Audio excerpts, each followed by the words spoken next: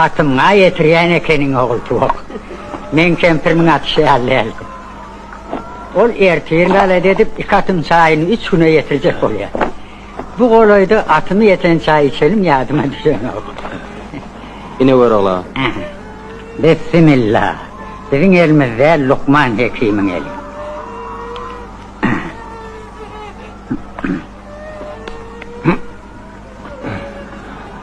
Yuvasıra kov, gör oğlu, ümgüde yatın tüngü del ahiri.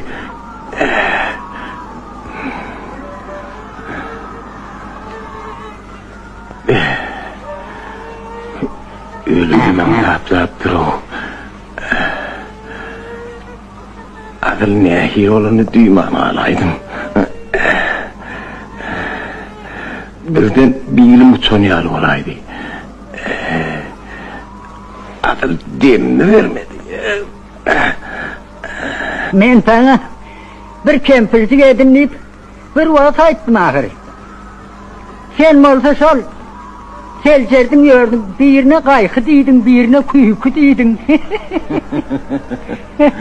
Koy sana gör oğlu. Taptın oynatacak vaktini.